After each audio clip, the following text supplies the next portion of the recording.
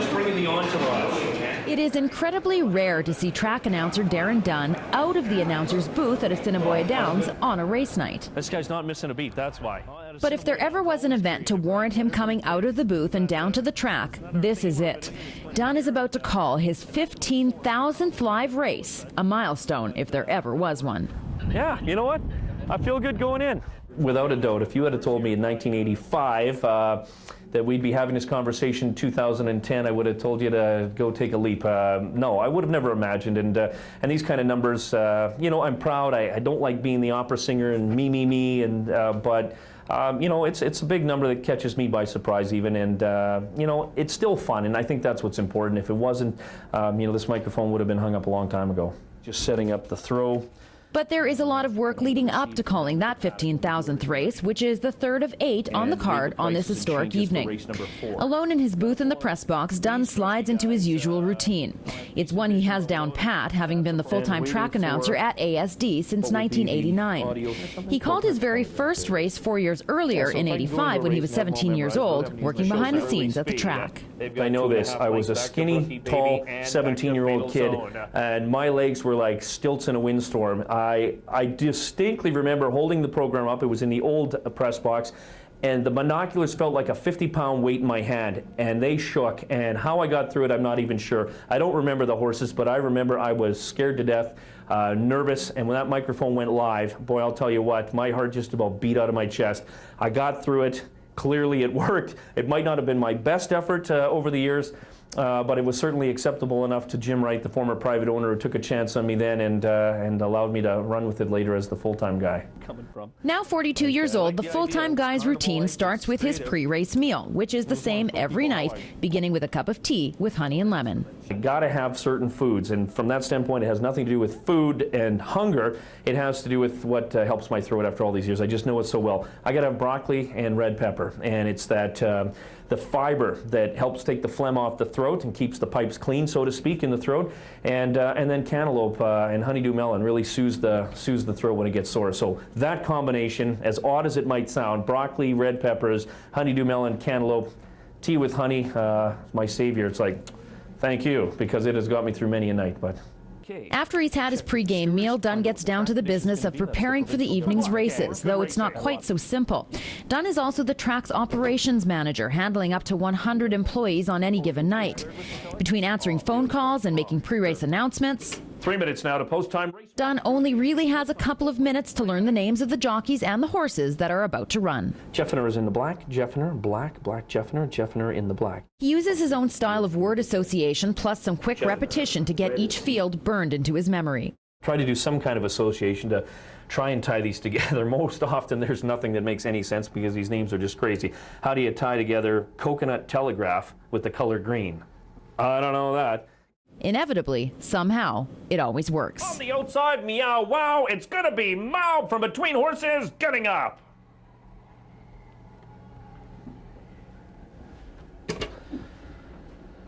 And there's another one. 2 down, the big one's next. I can forget where I left my keys, but for some reason I'm an idiot savant for horse race names and jockey names, and so I don't know how I can do that part, but it's worked for all these years. Though he is regarded as one of the best announcers in North America, it would be impossible to call nearly 15,000 races without a few hiccups along the way. When I was calling a race, what happens in Manitoba in the summer? Hey, mosquitoes. So in the middle of a race with my yap wide open and yelling and screaming about what's going on, a mosquito flew right to the back of my throat. I mean, it didn't bite me on the cheek, anything. I wouldn't have flinched in that case. I sucked it right to the back of my throat, and I started, you know, down the stretch. I mean, it sounded like I was getting strangled. I mean, so I can't imagine what it sounded like to everybody else, wondering what on earth is going on up there. But, oh, and then I'm hacking and trying to get this thing out, etc. So, blown race call. Thank you, Manitoba Mosquito, for that one. But fun memory, though, looking back. Some of the stories are less fun and slightly more embarrassing, though it's no surprise he's willing to share them.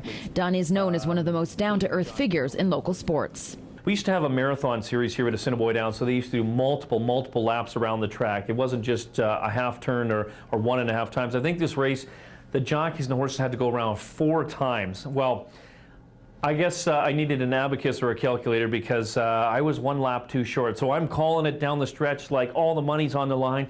And the jockeys are still riding, very content, measuring the amount of horse underneath them. And I'm thinking, wow, this looks terrible. I do a lot of thinking while I'm calling.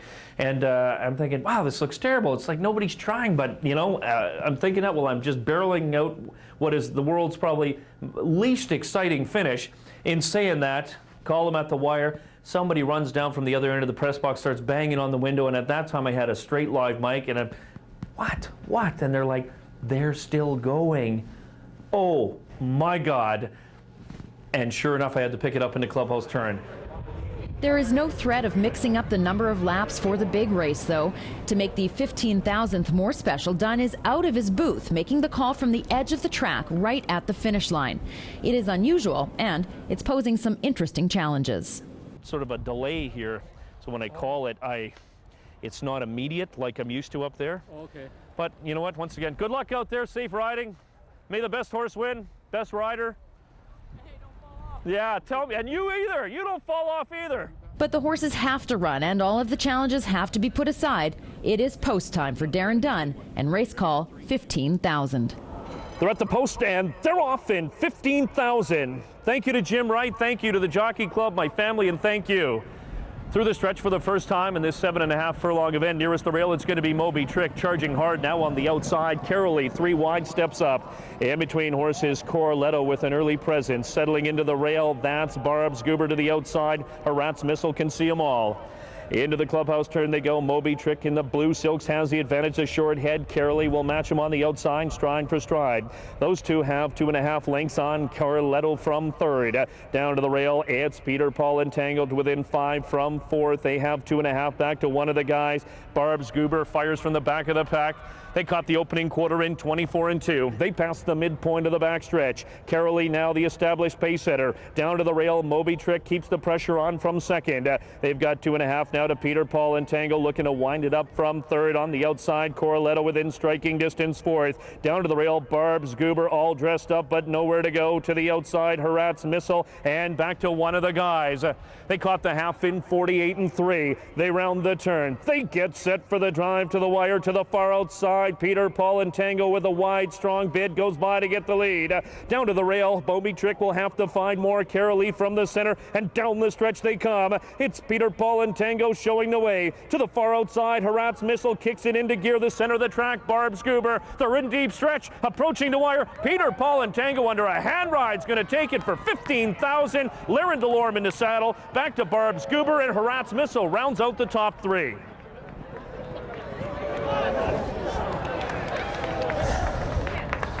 Thank you. The call is a success, and it's time to pose for some pictures with his wife and children to commemorate the huge event. Let it go, Laren. Won't forget this one, eh? I know I won't. But of course the night isn't over. Dunn has to gallop back up to the booth to get ready for race call 15,001, chatting about his milestone on the way. Wow, better than I expected, to be honest with you. It was a rush, it was fun, it was like doing it in the beginning. I wasn't nervous, but I got to tell you this, it was a little windy up there. It was an incredibly different perspective to call a race from up there, and I really didn't need the binoculars because when I was looking through them, I think I was actually looking at the horse's nostrils. So what a rush. I mean, what a rush. I'd do that again. With no plans to change jobs or leave Winnipeg, another 15,000 calls for Darren Dunn might not be out of the question. For Shaw TV, I'm Kim Babij. To show some early speed.